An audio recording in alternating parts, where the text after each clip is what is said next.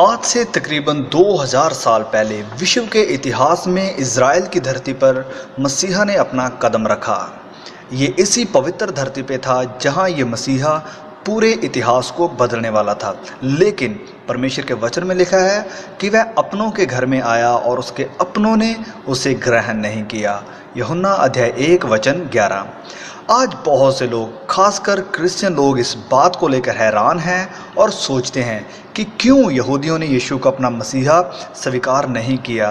तो आइए सीखते हैं वो 5 कारण जिसकी वजह से यहूदियों ने यीशु को अपना मसीहा स्वीकार नहीं किया। एक बार फिर से स्वागत है आपका हमारे इस नए वीडियो में। और अगर आप इस चैनल पर नए हैं तो चैनल को सब्सक्राइब कर दें और साथ में बेल आइकॉन को भी दबा दें। इससे आप हमारे इस चैनल का एक हिस्सा बन जाएंगे और आने वाले नए वीडियोस का नोटिफिकेशन पा सकेंगे। तो आइए वीडियो को शुरू करते हैं। कारण नंबर 1, मसीहा के बारे में भविष्यवाणियों की व्याख्या उन्होंने गलत की। उस समय के यहूदियों के धार्मिक अगुओं की पोल खोलते हुए यीशु ने कहा कि पुराने नियम में की गई मसीह के बारे में भविष्यवाणियों की सही व्याख्या से तुम अनजान हो। यीशु ने उससे कहा, क्या तुमने कभी पवित्र शास्त्र को नहीं पढ़ा? मत्ती अध्याय 21 वचन 42। जब हम फिर इसके बाद अध्याय 22 को पढ़ते हैं तो लिखा है, यीशु ने उन्हें उत्तर दिया कि तुम पवित्र शास्त्र और परमेश्वर की सामर्थ नहीं जानते, इसी कारण भूल में पड़े हो। मत्ती अध्याय 22 वचन 39। ये सब सुनने के बाद उन्हें बहुत गुस्सा आया, क्योंकि वो धार्मिक गुरु इस बात पर गर्व करते थे कि वो व्यवस्था को अच्छे से जानते हैं और समझते हैं, लेकिन अपने अहंकार की वजह से वो ये मानने के लिए तैयार नहीं थे कि वह गलत हैं।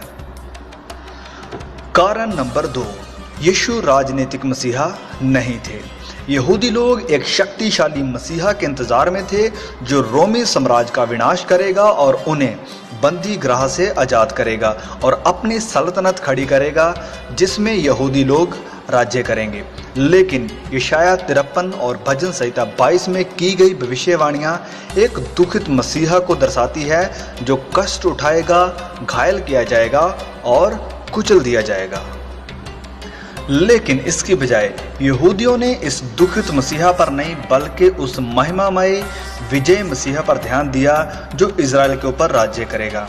अपने सलीब चढ़ाए जाने से पहले यीशु ने पिलातुस से कहा कि मेरा राज्य इस जगत का नहीं है। यूहन्ना अध्याय 18 वचन 36।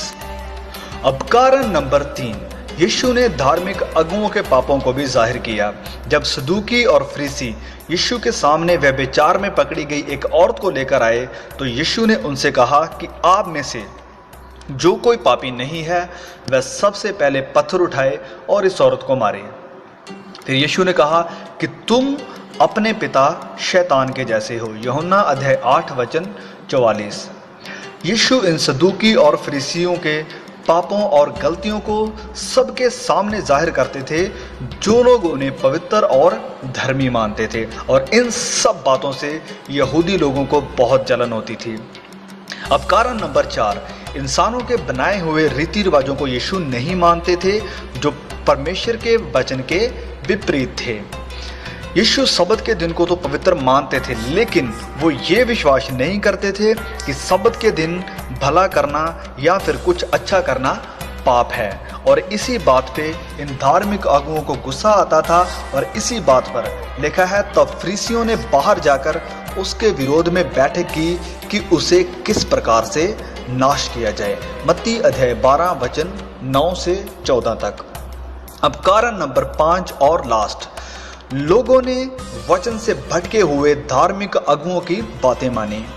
यीशु ने बार बार खुलेआम प्रचार किया और कहा कि वह अंधे मार्ग दिखाने वाले हैं और अंधा यदि अंधे को मार्ग दिखाए तो दोनों गड्ढे में गिर पड़ेंगे। मत्ती अध्याय 15 वचन 14। बाइबल बताती है कि जब पिलातुस ने पूछा कि तुम किसको चाहते हो कि मैं तुम्हारे लिए छोड़ दूं, बरअब्बास को या यीशु को, तो लिखा है कि महायाजकों और पुरनियों ने लोगों को उभारा कि वह बरअब्बा को मांग लें और यीशु को नाश कराएं। मत्ती अध्याय 27 वचन 17 से 20 तक। यहूदी लोग अपने भटके हुए गुरुओं की बातें मानते थे, वो सच्चाई को नहीं देख पा रहे थे, जबकि यीशु मसीह ने ये सब कुछ उन्हें बता दिया और परमेश्वर की सामर्थ को भी दिखा दिया। लेकिन फिर भी वो लोग अपने धार्मिक गुरुओं की बातों को मानना चाहते थे। अब वीडियो अगर अच्छा लगा तो इसे प्लीज़ लाइक करें और अपने दोस्तों के साथ इसे शेयर करें, और आपके जो भी राय है और आप बताना चाहते हैं तो प्लीज़ नीचे कमेंट में ज़रूर बताएं। और हाँ, अगर अभी तक आपने चैनल को सब्सक्राइब नहीं किया तो प्लीज़ अभी चैनल को सब्सक्राइब कर दें आने वाले नए वीडियोज़ का नोटिफिकेशन पाने के लिए। परमेश्वर आपको संभाल के रखे।